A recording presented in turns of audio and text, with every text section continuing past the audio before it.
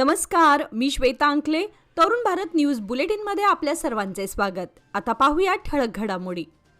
विविध मागण्यांसाठी शेतकरी संघटनेतर्फे आज 11 डिसेंबर रोजी बेळगाव शहरात भव्य मोर्चाचे आयोजन करण्यात आले होते. हिवाळी अधिवेशनाच्या चौथ्या दिवशी अलारवाड क्रॉसजवळ हजारो शेतकऱ्यांनी सरकार विरोधात तीव्र निदर्शने केली. शेतकऱ्यांनी मागण्यांची तत्काळ पूर्तता करावी अशी ठाम भूमिका घेतली. या आंदोलनाच्या पार्श्वभूमीवर शेतकरी नेते चुन्नप्पा पुजारी यांनी राज्याचे मंत्री शिवानंद पाटील यांना 23 मागण्यांचे निवेदन सादर केले. ऊस दर वाढ, दूध दर सुधारणा, साखर उद्योगातील पारदर्शकता आणि कृषी धोरणात बदल या प्रमुख मागण्या आहेत. प्रत्येक टन ऊसावर केंद्र आणि राज्य सरकारने अनुक्रमे 1000 रुपये अनुदान द्यावे. राज्यातील सर्व 80 साखर कारखान्यांमध्ये डिजिटल वजन काटे बसवावेत. प्रत्येक साखर कारखान्यात रिकव्हरी सॅम्पल मशीन बसवणे अनिवार्य करावे. साखर आयुक्त कार्यालय बेळगावमध्येच कायम ठेवावे आणि तेथे IAS अधिकारी नियुक्त करावेत. दूध दरामध्ये तातडीची वाढ करावी, कारण मोठ्या प्रमाणावर कुटुंबे दुग्ध व्यवसायावर अवलंबून आहेत. या सर्व मागण्या लवकरात मान्य न झाल्यास उग्र आंदोलन छेडण्याचा इशारा दिला. कर्नाटक राज्याचे अरण्य मंत्री ईश्वर खांड्रे यांनी आज बेळगावातील सर्किट हाऊस येथे उपमुख्यमंत्री DK शिवकुमार यांची भेट घेऊन विविध विषयांवर समीक्षा बैठक घेतली. या बैठकीत त्यांनी वन विभागाच्या प्रलंबित कामांचा आढावा घेतला. वनसंवर्धन, मानव वन्यजीव संघर्ष टाळणे, वृक्ष लागवड मोहिमा तसेच पर्यावरणपूरक विकास प्रकल्प यावर सखोल चर्चा झाली. मंत्र्यांच्या उपस्थितीत वरिष्ठ अधिकारी, वन विभागाचे कर्मचारी आणि संबंधित विभागांचे प्रतिनिधी सहभागी होते. स्थानिक पातळीवरील अडचणी आणि उपाययोजना यावरही चर्चा झाली. राज्यातील ग्रामपंचायती अंतर्गत कार्यरत असलेल्या ग्रंथपालांना किमान वेतन व महागाई भत्ता मिळावा, तसेच संपूर्ण 19,201 रुपये थेट त्यांच्या खात्यात जमा करण्यात यावे, यासाठी आज बेळगावच्या सुवर्णसौध परिसरात भव्य आंदोलन करण्यात आले. हिवाळी अधिवेशनाच्या पार्श्वभूमीवर राज्यभरातील ग्रंथपालांनी या आंदोलनात सहभाग घेतला. राज्य ग्रामीण विकास व पंचायत राज विभागाकडून 19,201 रुपये किमान वेतन मंजूर करण्यात आले असले तरी प्रत्यक्षात फक्त 12,000 रुपये वेतन देण्यात येत आहे. त्यामुळे 7,201 रुपयांचा फरक व महागाई भत्ता तातडीने द्यावा अशी प्रमुख मागणी आंदोलनकर्त्यांनी केली. राज्यातील प्रत्येक जिल्ह्यातील ग्रामपंचायतीतील ग्रंथालयांमध्ये कार्यरत ग्रंथपाल या आंदोलनात सहभागी झाले होते. शासनाने लवकरात लवकर योग्य निर्णय घ्यावा, अन्यथा आंदोलन तीव्र करण्याचा इशाराही यावेळी देण्यात आला.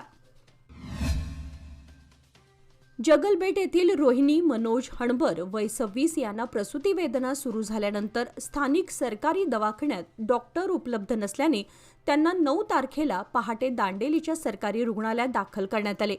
मात्र तेथेही मुख्य डॉक्टर अनुपस्थित असल्याने कर्मचाऱ्यांनी प्रसूती करण्याचा प्रयत्न केला, परंतु प्रकरण गुंतागुंतीचं असल्याचं सांगत त्यांना हुबळीकडे हलवण्याचा सल्ला दिला. वाटेत असल्याने रोहिणी यांना हल्याडच्या सरकारी दवाखान्यात नेण्यात आलं, परंतु तिथे त्यांना मृत घोषित करण्यात आलं. पुढील प्रक्रियेसाठी 10 तारखेला कारवार येथील सरकारी रुग्णालयात शवविच्छेदन करून मृतदेह नातेवाईकांच्या ताब्यात देण्यात आला. रोहिणीचा मृतदेह गावात पोहोचताच गावकऱ्यांनी डॉक्टरांच्या हलगर्जीपणामुळे मृत्यू झाल्याचा आरोप करत संताप व्यक्त केला. रोहिणीचे पती मनोज हणबर यांनी जगलबेट व दांडेली येथील डॉक्टरांची अनुपस्थिती आणि निष्काळजीपणा यामुळे पत्नीचा मृत्यू झाल्याचा आरोप करून संबंधित डॉक्टरांविरुद्ध तक्रार दाखल करण्याची भूमिका व्यक्त केली.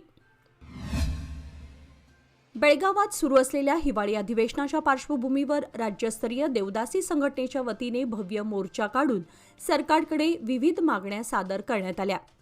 देवदासी महिलांच्या मुलांना उच्च शिक्षणासाठी निधी जाहीर करावा, तसेच मासिक भत्त्यामध्ये वाढ करावी अशी प्रमुख मागणी यावेळी करण्यात आली. बेळगाव जिल्ह्यातील पुनर्वसित आणि धर्मांतरित देवदासी महिलांच्या पुढाकारातून ही संघटना कार्यरत असून राज्यातील 3,823 माजी देवदासी महिला या संघटनेच्या सदस्य आहेत. राज्य सरकारच्या महिला आणि बालकल्याण विभागांतर्गत कर्नाटक महिला विकास महामंडळाद्वारे बेळगाव देवदासी पुनर्वसन प्रकल्प राबवण्यात येतो. या प्रकल्पामार्फत देवदासी प्रथेचे समूळ नष्ट करण्यासाठी व त्यांच्या सामाजिक पुनर्वसनासाठी विविध उपक्रम राबवले जात आहेत.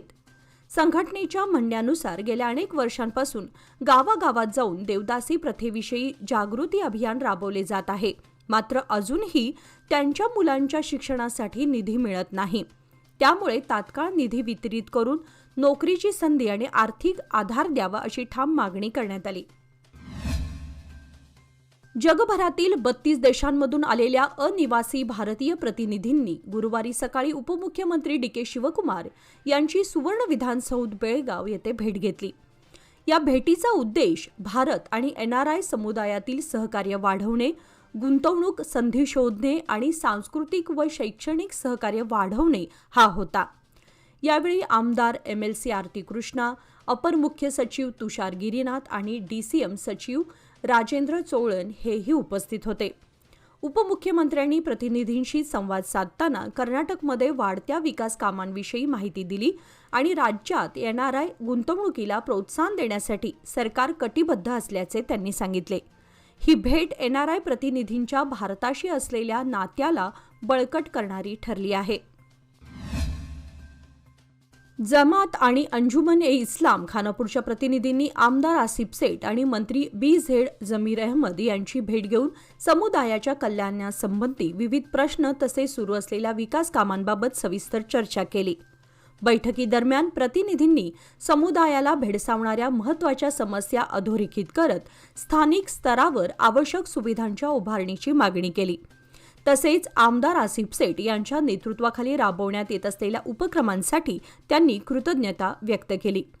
यावेळी मंत्री जमीर अहमद यांनी मांडलेल्या सर्व मुद्द्यांचे संबंधित विभागांमार्फत परीक्षण करून आवश्यक ती कार्यवाही तातडीने करण्यात येईल असे आश्वासन दिले. बैठकीत दोन्ही नेत्यांनी सर्वसमावेशक विकासाचा संकल्प पुनरुच्चारित करत समुदाय संघटनांशी सातत्यपूर्ण संवाद ठेवण्याचे आणि कल्याणकारी योजनांची प्रभावी अंमलबजावणी सुनिश्चित करण्याचे आश्वासन दिले. बेळगाव शहरातील रामनगर नजीकच्या समिती कॉलेज परिसरात आज गुरुवारी सकाळी गॅस सिलेंडरचा स्फोट झाला. या स्फोटामध्ये काही नागरिक जखमी झाल्याने परिसरात भीतीचं वातावरण निर्माण झालं होतं. घटनेची माहिती मिळताच अग्निशमन दलाने तात्काळ घटनास्थळी धाव घेऊन आग आटोक्यात आणली. ही घटना माळ मारुती पोलीस ठाण्याच्या हद्दीत घडली असून पोलीस अधिक तपास करत आहेत. जखमींना जवळच्या रुग्णालयात दाखल करण्यात आले. पोलीस पुढील चौकशी करत आहेत. जिल्ह्यातील कागवाड तालुक्यातील बसवेश्वर, केपवाड तसेच रामदुर्ग तालुक्यातील वीरभद्रेश्वर आणि सालापूर उपसा सिंचन प्रकल्पांच्या प्रगतीबाबत आज सुवर्णसौध येथे मुख्यमंत्री सिद्धरामय्या यांनी आढावा बैठक घेतली. कागवाड तालुक्यातील 22 दुष्काळग्रस्त गावांपैकी 27,462 हेक्टर क्षेत्राला पाणी पुरवठा करणारा बसवेश्वर उपसा सिंचन प्रकल्प 2017 मध्ये आमचे सरकार सत्तेत असताना सुरू करण्यात आला होता. या प्रकल्पावर आतापर्यंत 1,158 कोटी रुपये खर्च झाले आहेत आणि 90% काम पूर्ण झाले आहे. जून अखेरपर्यंत प्राधान्याने काम पूर्ण करण्यासाठी पावले उचलावीत. प्रकल्प पूर्ण करण्यासाठी 652 एकर जमीन संपादित करणे आवश्यक आहे आणि भूसंपादन प्रक्रिया अंतिम टप्प्यात आहे. प्रकल्प पूर्ण करण्यासाठी आणि शेतकऱ्यांच्या शेतांना सिंचन करण्यासाठी आवश्यक निधी उपलब्ध करून दिला जाईल असे मुख्यमंत्री म्हणाले. सुवर्णसौध येथे सुरू असलेल्या हिवाळी अधिवेशनाच्या पार्श्वभूमीवर कर्नाटक शेतकरी कृषी संरक्षण समितीच्या वतीने आज गुरुवारी भव्य मोर्चा काढण्यात आला. शेतकऱ्यांच्या अनेक महत्त्वपूर्ण मागण्यांसाठी आंदोलन करत राज्य सरकारला ठोस निर्णय घेण्याची मागणी करण्यात आली. शेतकऱ्यांचे संपूर्ण कर्ज माफ करून त्यांना कर्जमुक्त घोषित करावे. 1 टन ऊसासाठी किमान 5,500 रुपये हमीदर निश्चित करावा. बिगर हुकूम शेती लागवडीतील भ्रष्टाचार थांबवावा. प्रत्यक्ष शेती करणाऱ्या शेतकऱ्यांना शेती प्रमाणपत्र देण्यात यावीत. स्वामीनाथन आयोगाचा अहवाल जसाच्या तसा लागू करावा. ब्रिटिश काळातील गाव स्टेशन क्षेत्रफळ वाढवून त्याचे शास्त्रीय सर्वेक्षण करावे. मोर्चादरम्यान शेतकऱ्यांनी सरकारच्या धोरणांवर नाराजी व्यक्त करत आपल्या मागण्या मान्य होईपर्यंत आंदोलन सुरूच ठेवण्याचा इशारा दिला. सरकारने तातडीने निर्णय न घेतल्यास आंदोलन तीव्र करण्याचा निर्धारही व्यक्त करण्यात आला. कारवार येथील कारागृहात पुन्हा एकदा मेंगळूर येथील 6 कुख्यात कैद्यांकडून गोंधळ घालण्याचा प्रकार समोर आलाय. वस्तूंच्या वापरावर निर्बंध आणल्यामुळे संतप्त झालेल्या कैद्यांनी जेल प्रशासनासमोर अराजकता निर्माण केली. गेल्या 7 डिसेंबर रोजी कैदी मोहम्मद अब्दुल फयान आणि निहाल कौशिक यांनी जेलर कल्लापा गस्ती आणि इतर कर्मचाऱ्यांवर प्राणघातक हल्ला केला होता. त्यानंतर अवघ्या काही दिवसात पुन्हा एकदा अशा प्रकाराची पुनरावृत्ती झाल्यानं कारागृह प्रशासन हादरलं आहे. सतत होणाऱ्या अशा घटनांमुळे जेल कर्मचाऱ्यांमध्ये भीतीचं वातावरण निर्माण झालं असून सुरक्षा व्यवस्था अपुरी ठरत असल्याचं चित्र आहे. कारावासातील नियम कडक करण्याची मागणी आता जोर धरू लागली आहे. या घटनेनंतर वरिष्ठ पातळीवर चौकशीचे आदेश देण्यात आले असून संबंधित कैद्यांवर कारवाई होण्याची शक्यता आहे. आज गुरुवारी बेळगाव सर्किट हाऊस येथील निवासामध्ये पत्रकारांशी बोलताना कर्नाटकचे उपमुख्यमंत्री डी.के. शिवकुमार यांनी भाजपवर जोरदार शब्दात टीका करत द्वेषपूर्ण भाषणाचे जनक म्हणजे भाजपच अशा शब्दामध्ये टीका केली. ते पुढे म्हणाले की जातपात, धर्म आणि वैयक्तिक टीका करणे हे भाजपचे मुख्य राजकारण ठरले आहे. त्यांनी कधीही संविधानाचा आदर केला नाही असे त्यांनी ठणकावले.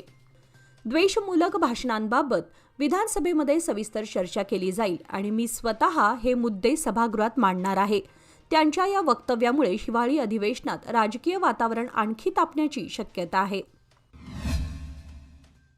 निपाणी शहर पोलिसांनी गांजासारख्या अंमली पदार्थांची वाहतूक करणाऱ्या 2 आरोपींना अटक केली आहे. त्यांच्या ताब्यातून 10.6 किलो गांजा आणि वाहतुकीसाठी वापरण्यात आलेली दुचाकी जप्त करण्यात आली. माहितीच्या आधारे पोलिसांनी ही कारवाई केली असून आरोपींविरुद्ध संबंधित कायद्यांतर्गत गुन्हा दाखल करण्यात आलाय. गांजा कुठून आणला गेला आणि कुठे नेला जाणार होता याचा तपास सध्या सुरू आहे. या कारवाईमुळे अंमली पदार्थांच्या गैरवापराविरोधातील पोलिसांची सक्रियता पुन्हा एकदा स्पष्ट झाली आहे. पुढील तपास निपाणी शहर पोलीस करत आहेत. बेळगाव येथील सुवर्ण चौदच्या समोरील नव्याने उभारण्यात आलेल्या वृंदावन शैलीतील रंगीत कारंज्याचे उद्घाटन आज गुरुवारी मुख्यमंत्री सिद्धरामय्या यांच्या हस्ते पार पडले. यावेळी विधानसभेचे अध्यक्ष यू.टी. खादर उपस्थित होते. उद्घाटन प्रसंगी मंत्री, आमदार तसेच वरिष्ठ प्रशासकीय अधिकारी उपस्थित होते. या वर्णरंगी कारंज्यामुळे विधानसौध परिसराचं सौंदर्य अधिक खुलून गेलंय. राज्याच्या हिवाळी अधिवेशनाच्या पार्श्वभूमीवर हे उद्घाटन झाल्याने या आकर्षक कारंज्याकडे सर्वांचे लक्ष वेधले गेले आहे. माजी आमदार फिरोज सेठ आणि आमदार आसिफ सेठ यांच्या निवासस्थानी नुकतीच झालेल्या डिनर मीटिंगमध्ये कोणतीही राजकीय चर्चा झाली नाही असे विधान परिषदेचे सदस्य सलीम अहमद यांनी स्पष्ट केले आहे. गुरुवारी पत्रकारांशी बोलताना ते म्हणाले की या डिनरला विशेषतः अल्पसंख्याक नेते आमंत्रित होते. काही लोकांना वाटते की आम्ही डिनर पार्टी केली की त्याचा राजकीय अर्थ काढायचा. आम्ही चिकन, मटण, डोसा, इडली खाल्ली का हे विचारण्यापेक्षा भाजपने जनतेसाठी काय काम केले हे दाखवावे. ते पुढे म्हणाले की गेल्या 2-2.5 वर्षांपासून आम्ही मुख्यमंत्री सिद्धरामय्या यांच्या नेतृत्वाखाली दिलेल्या आश्वासनांनुसारच शासन चालवत आहोत. विरोधकांनी अनावश्यक मुद्दे उचलण्यापेक्षा जनतेच्या प्रश्नांवर लक्ष केंद्रित करावे. या वक्तव्यामुळे अलीकडच्या राजकीय चर्चांना विराम मिळण्याची शक्यता आहे. राज्यातील महानगरपालिका, नगरपरिषद व नगरपंचायतींमधील पाणी पुरवठा विभागातील कर्मचाऱ्यांनी वेतनवाढ आणि थेट भरतीच्या मागणीसाठी बेळगाव येथील सुवर्णसौधसमोर आज गुरुवारी धरणे आंदोलन छेडले. कर्नाटक राज्य महापालिका पाणी पुरवठा कर्मचारी महासंघाच्या नेतृत्वाखाली विविध जिल्ह्यांमधून आलेल्या कर्मचाऱ्यांनी जोरदार घोषणाबाजी करत सरकारचे लक्ष वेधण्याचा प्रयत्न केला. या आंदोलनात सरकारकडे निवेदनही सादर करण्यात आले. आम्ही वर्षानुवर्षे नागरिकांना पिण्याचे पाणी देण्याचे काम करत आहोत, मात्र सरकारकडून अद्याप थेट भरती किंवा नियमित वेतन दिले गेलेले नाही, अशी खंत आंदोलकांनी व्यक्त केली. महानगरपालिका कर्मचाऱ्यांना 3 वेळा थेट भरती व वेतन लाभ मिळाला असताना पाणी पुरवठा कर्मचाऱ्यांना दुर्लक्षित करण्यात आल्याचा आरोप यावेळी करण्यात आला. सरकारने त्वरित न्याय द्यावा अशी जोरदार मागणी आंदोलनातून करण्यात आली. केंद्रीय भाषिक अल्पसंख्याक आयोगाच्या सहाय्यक आयुक्तांनी बेळगावमधील मराठी भाषिकांच्या अधिकारांचे संरक्षण करण्यात प्रशासन अपयशी ठरत असल्याची दखल घेत कर्नाटक सरकारच्या मुख्य सचिवांना अधिकृत पत्र पाठवलं आहे. संविधानाच्या कलम 350(ब)(2) नुसार भाषिक अल्पसंख्याकांच्या संरक्षणासाठी आयोगास चौकशी व अहवाल सादरीकरणाचे अधिकार असल्याने बेळगावमधील घटनांची चौकशी करण्यास सांगितले आहे. बेळगावात कन्नड संघटनांकडून मराठी फलकांवर रंग फासणे, त्यांची नासधूस करणे आणि प्रशासनाकडून दुर्लक्ष होत असल्याची तक्रार महाराष्ट्र एकीकरण युवा समितीचे अध्यक्ष अंकुश केसरकर यांनी आयोगाकडे 2 वेळा नोंदवली होती. या तक्रारीची गांभीर्याने नोंद घेत आयोगाने जिल्हाधिकारी आणि महापालिका आयुक्तांना भाषिक अल्पसंख्याकांच्या हक्कांचे रक्षण करण्याचे निर्देश देण्यास मुख्य सचिवांना सूचित केले आहे. यापूर्वी 5 वेळा पाठवलेल्या स्मरणपत्रांमध्ये बेळगावचे जिल्हाधिकारी दुर्लक्ष करत असल्याचेही आयोगाने पत्रात नमूद केले आहे. अल्पसंख्याक उपायुक्त एस. शिवकुमार यांच्या फेब्रुवारी दौऱ्यामध्ये जिल्हाधिकाऱ्यांनी मराठी भाषिकांसाठी नोडल अधिकारी नेमण्याचे आश्वासन दिले होते. मात्र 10 महिने होऊनही त्याची अंमलबजावणी झालेली नाही. या पार्श्वभूमीवर आयोगाने तातडीने आवश्यक कारवाई करून अहवाल सादर करण्याच्या सूचनाही दिल्या असून युवा समितीने या हालचालीचे स्वागत केले आहे. बेळगाव येथील हिवाळी अधिवेशनाच्या पार्श्वभूमीवर महाविद्यालयीन शिक्षण विभाग, सीडीसी, डी ग्रुप व डेटा एंट्री ऑपरेटर म्हणून कार्यरत कंत्राटी कामगारांनी आज भव्य मोर्चा काढून सरकारकडे निवेदन सादर केले. या कामगारांनी नोकरीत कायम करणे, वेतन व भत्त्यात वाढ तसेच सेवा सुरक्षा, किमान वेतन, ईएसआय व पीएफच्या तरतुदी लागू कराव्यात अशी ठाम मागणी केली. अनेक वर्षे सेवा बजावत असूनही अद्याप कामगारांना कोणतीही शाश्वती नाही.